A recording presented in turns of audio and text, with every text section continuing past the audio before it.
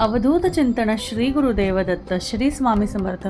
नमस्कार, मी रोहिणी परत एकदा तुमच्यासाठी आज सोमवती अमावस्याचा एक खूप साधा सोपा आणि सिंपल असा उपाय घेऊन आलेली आहे. आता हा उपाय का करायचा, तर आपल्या घरात अमावस्येला बघा खूप अशा गोष्टी धरल्या जातात की अमावस्या म्हणजे असा दिवस तसा दिवस, काहीच करायचं नाही, हे करायचं नाही. तर असं नाही आहे. अमावस्या हा लक्ष्मी मातेचा दिवस आहे आणि ह्या दिवशी तुम्ही कुठलीही गोष्ट केली तरीही त्याच्यामध्ये काही असं नकारात्मकता किंवा अशा काही वाईट गोष्टी होणार नाही.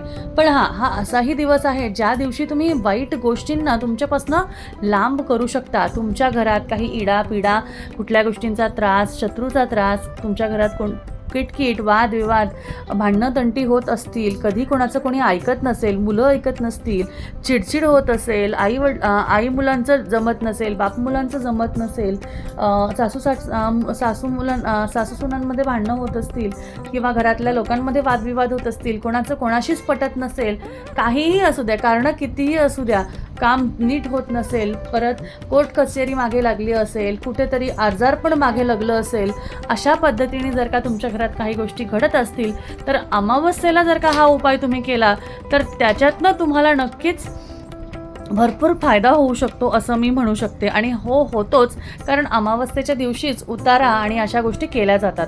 बघा, उतारा हा वाईट शब्द नसून उतारा हा असा शब्द आहे की ज्याच्यातनं तुम्ही कोणत्या तरी गोष्टींचा जर का तुम्हाला तुमच्यावरनं आपण म्हणतो ना दृष्ट काढायची आहे, नजर काढायची आहे, तर त्याला म्हणतो आपण उतारा. आणि तो उतारा तुम्हाला करायचा असतो अमावस्येला, कारण त्या दिवशी त्या शक्त्या एवढ्या प्रभावी असतात की तुम्हाला त्या शक्त्यांना बाहेर काढण्यासाठी आपल्या चांगल्याच म्हणजे आपलं चांगल्याचं जर का ते वाईट करणार असतील तर त्यांना तिकडनं अगदी व्यवस्थित हळूवारपणे त्यांना बाहेर काढायचं असेल तर या पद्धतीने तुम्ही करू शकता.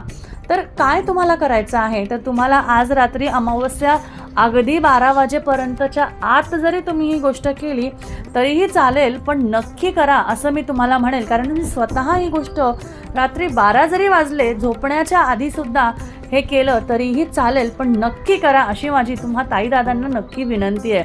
तुम्हाला काय करायचं आहे, तुम्हाला घरातला एक लिंबू घ्यायचा आहे. लिंबू कसं असतं, लिंबूमध्ये भरपूर शक्ती असते नकारात्मक गोष्टींना अब्झॉर्ब करण्याची. आपण बघा, जेव्हा मुलांची दृष्ट काढतो तेव्हा लिंबू घेतो आणि तो त्यांच्यावर उतरवतो.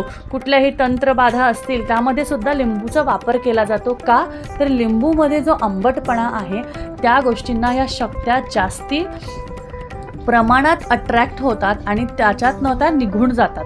म्हणजे यासाठी तुम्हाला ती गोष्ट करायची आहे.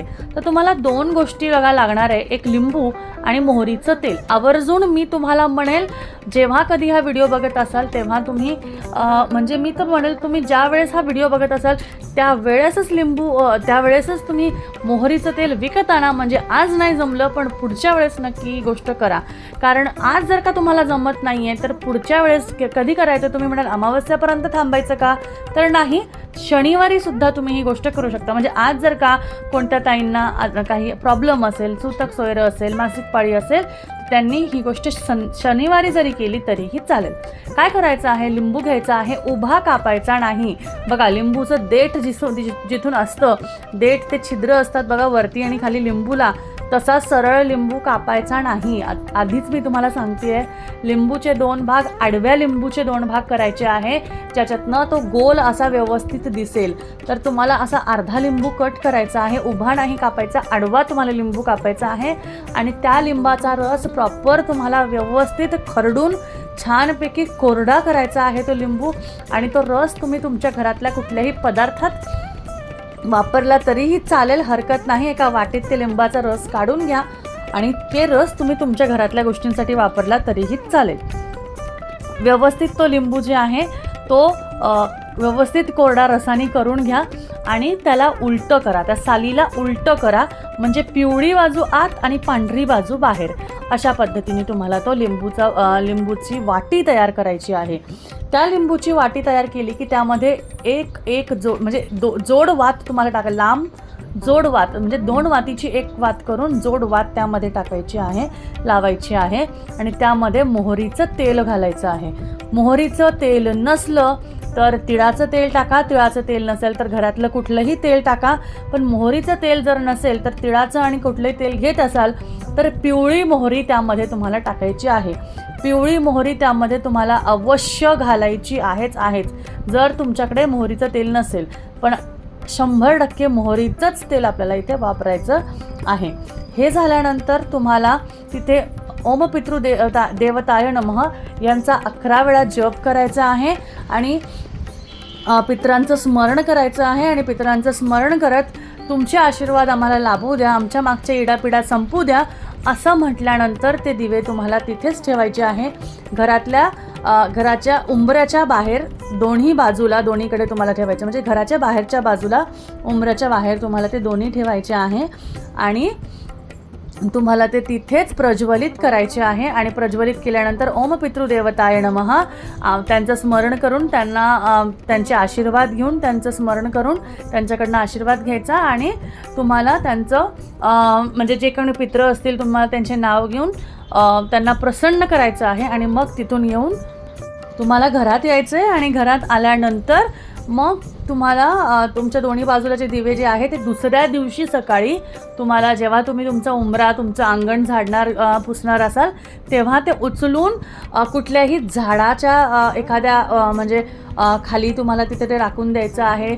किंवा शक्यतो कचऱ्यात टाकू नका. कुंडीत, एखादी कुंडी असेल तुमच्या सोसायटीची, आजूबाजूला कुठेही झाड असेल तिथे टाका. घरात परत ते दिवे आणू नका, बाहेरच्या बाहेरच ते टाकून द्या. आणि अशा पद्धतीने तुम्हाला ते दिवे विसर्जन म्हणून ते तसे करायचे आहे. तुम्ही म्हणाल दिवे लावले तरी, पण नंतर काय करायचं त्याचं, तर कचऱ्यात नाही टाकायचे तुम्हाला. एखाद्या कुंडीत, किंवा म्हणजे घरातली कुंडी नसून घराच्या बाहेर ठेवलेल्या कुंडीमध्ये तुम्ही ते पुरून द्या.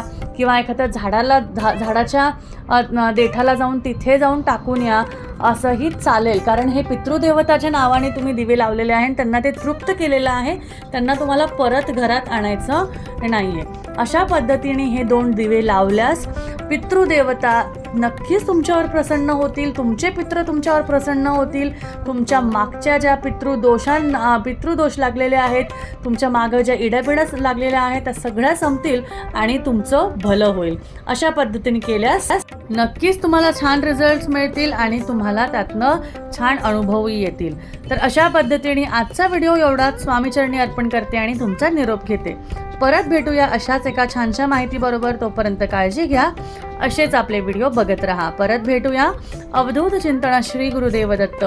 श्री स्वामी समर्थ. जय जय स्वामी समर्थ.